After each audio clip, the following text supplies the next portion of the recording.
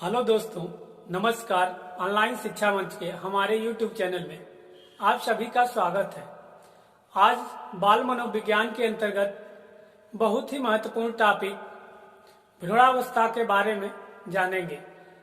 देखिए, अक्सर क्या होता है कि हम बाल मनोविज्ञान में शैशवावस्था से ही स्टार्टिंग कर देते हैं और भ्रूणावस्था से क्वेश्चन आ जाता है तो हम उसको नहीं कर पाते।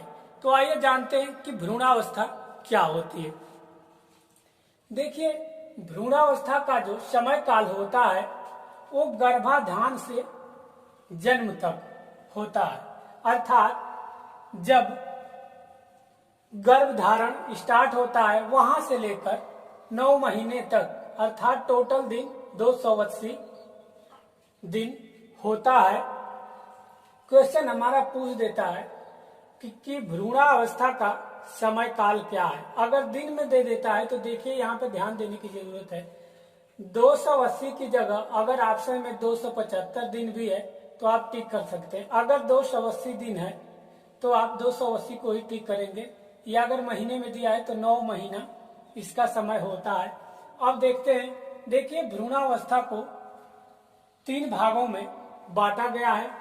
पहली अवस्था है डिंबावस्था, और डिंबावस्था का जो समय होता है गर्भाधान से 2 सप्ताह तक, अर्थात जब गर्भ स्टार्ट होता है और उससे लेकर 2 सप्ताह तक समय होता है डिंबावस्था में। उसके बाद आती है पिंडावस्था। पिंडावस्था में समय होता है 3 सप्ताह से 2 महीने तक। और देखिए, पिंडावस्था में जैसे शिशु 3 सप्ताह का हो जाता है और 3 सप्ताह से आगे बढ़ने लगता है तो वहां पिंडावस्था में हृदय की धड़कन प्रारंभ हो जाती है। जो शिशु होता है उसके हृदय की धड़कन प्रारंभ हो जाती है और पिंडावस्था में ही नवीन अंगों का निर्माण हो जाता है। उसके बाद जब भ्रूण बन जाता है, भ्रूणावस्था का समय काल है 3 माह से 9 माह तक। तो इसमें नवीन अंगों का विकास होता है। यहाँ पे पिंडावस्था में नवीन अंगों का निर्माण होता है, लेकिन विकास उसका होता है भ्रूणावस्था में। क्वेश्चन हमारा अगर पूछ देता है टेट एग्जाम में या डीएलएड सेमेस्टर एग्जाम में कि नवीन अंगों का निर्माण भ्रूणावस्था के किस अवस्था में होता है, तो हमारा आंसर यही होगा, पिंडावस्था। क्वेश्चन अगर पूछ देता है ये कि नवीन अंगों का विकास किस अवस्था में होता है, तो हमारा होगा भ्रूणावस्था। तो भ्रूणावस्था में यही सब महत्वपूर्ण जानकारी थी जो एग्जाम में पूछा जा सकता है। अब आइए शैशवावस्था के बारे में जानते हैं। देखिए, शैशवावस्था का जो समय काल होता है जन्म से 3 वर्ष होता है, या अगर टोटली शैशवावस्था को पढ़ेंगे तो जन्म से 5 या 6 वर्ष होता है। लेकिन हम यहाँ पे शैशवावस्था को एक और भाग में बांटे हैं जो पूर्व बाल्यावस्था है। पूर्व बाल्यावस्था का समय है 3 वर्ष से 5 या 6 वर्ष। हमने इसलिए पूर्व बाल्यावस्था के बारे में बता दिया क्योंकि पूर्व बाल्यावस्था से भी क्वेश्चन बनते हैं। तो देखिए, शिशु को अंग्रेजी में इन्फांट कहा जाता है और ये इन्फांट लैटिन भाषा के इन्फेरी से बना है। इन्फेरी शब्द 2 शब्दों से इन और फेरी से बना है। इन का अर्थ है अयोग्य और फेरी का अर्थ है बोलना। इस प्रकार इन्फेरी का अर्थ हुआ बोलने के अयोग्य, अर्थात जो शिशु होता है वो पूरी तरह से बोल नहीं पाता है, बोलने के अयोग्य होता है, इसीलिए उसे अंग्रेजी में इन्फांट कहा जाता है। और इन्फांट शब्द लैटिन भाषा के इन्फेरी से बना है जिसका अर्थ है बोलने के अयोग्य। अब आइए, शैशवावस्था से संबंधित कुछ बहुत ही महत्वपूर्ण परिभाषाएं हैं जो टेट या डीएलएड सेमेस्टर में पूछे जाते हैं। तो आइए जानते हैं। पहला, देखिए, शैशवावस्था सीखने का आदर्श काल है। शैशवावस्था सीखने का आदर्श काल है। किसका कथन है? बैलेंटाइन का। दूसरा है, मनुष्य को जो भी कुछ बनना है प्रारंभ के 4-5 वर्षों में ही बन जाता है। ये कथन है फ्रायड का। तीसरा है शैशवावस्था खतरनाक एवं अपीली काल है, ये कथन हर्लाग महोदय का है। चौथा है बालक के हाथ पैर नेत्र उसके प्रारंभिक शिक्षक हैं, ये कथन रूसो का है।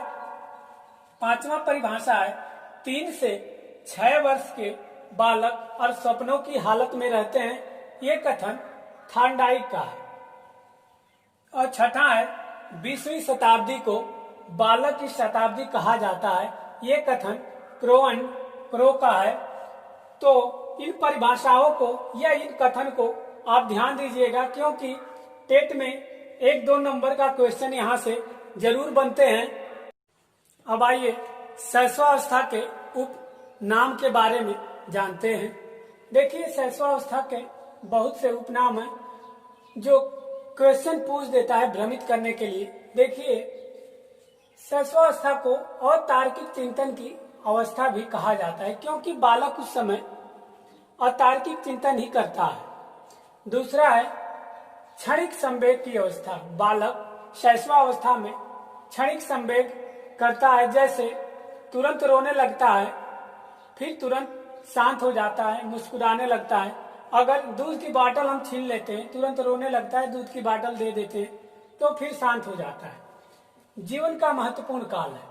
हर्लाग ने बताया था कि शैशवावस्था जीवन का महत्वपूर्ण काल एवं अपीली काल है। फिर चौथा है खिलौनों की आयु।